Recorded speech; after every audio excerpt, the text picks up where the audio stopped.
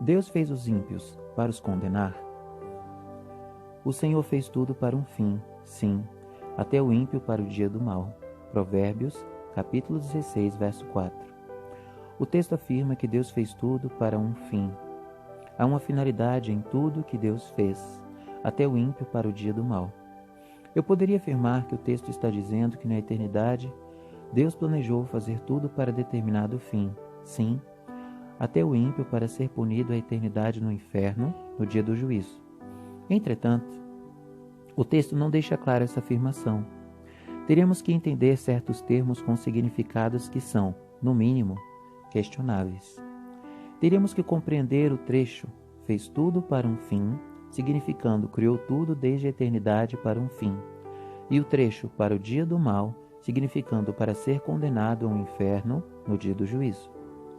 Pegando 3 traduções reconhecidas como dignas de confiança, teremos as seguintes declarações: o Senhor faz tudo com um propósito, até os ímpios para o dia do castigo. Nova Versão Internacional. O Senhor fez tudo com propósito, até mesmo o perverso para o dia da calamidade. Nova Versão Transformadora. O Senhor fez todas as coisas para determinados fins, e até o perverso para o dia da calamidade. Almeida, Revista Atualizada. Nas 3 traduções apresentadas, o texto continua apresentando um significado enigmático.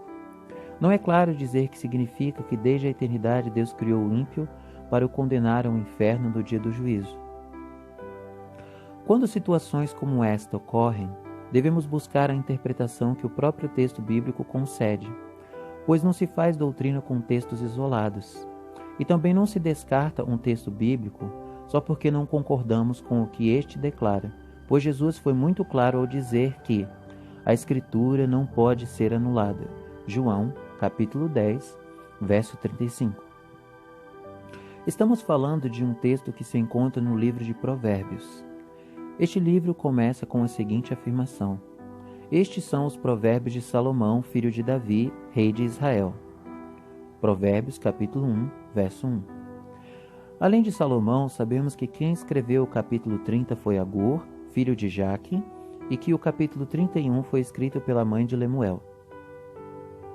Entretanto, o mais provável é que o verso cuja análise está sendo feita foi escrito pelo rei Salomão, filho de Davi. Ele também é o provável autor do livro de Eclesiastes. Palavras do pregador, filho de Davi, rei em Jerusalém. Eclesiastes capítulo 1, verso 1.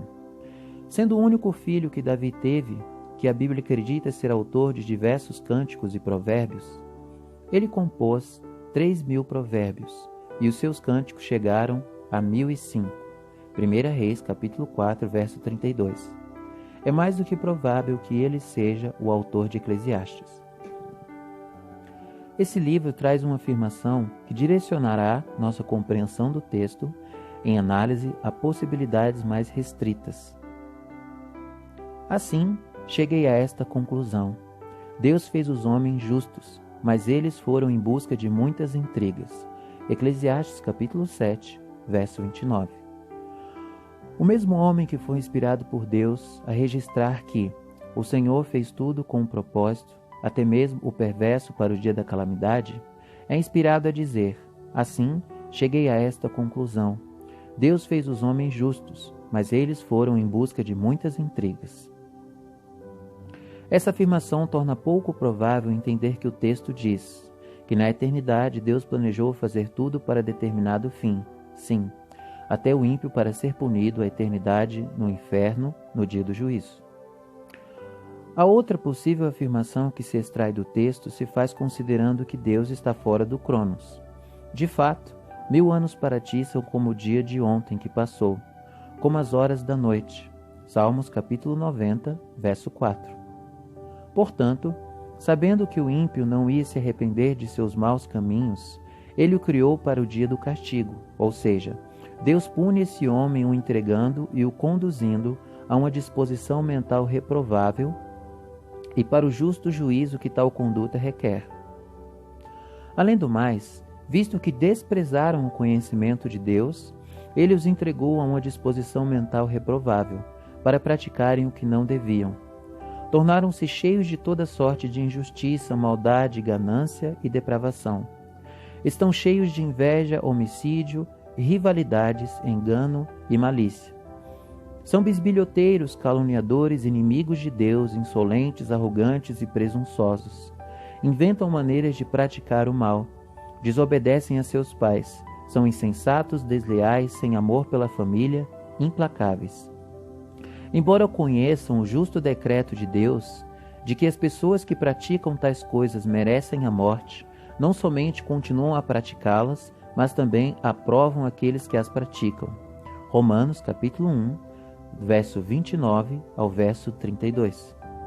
Outro texto que revela esse agir de Deus diz o seguinte: Ele fará uso de todas as formas de engano da injustiça para os que estão perecendo, porquanto rejeitaram o amor à verdade que os poderia salvar.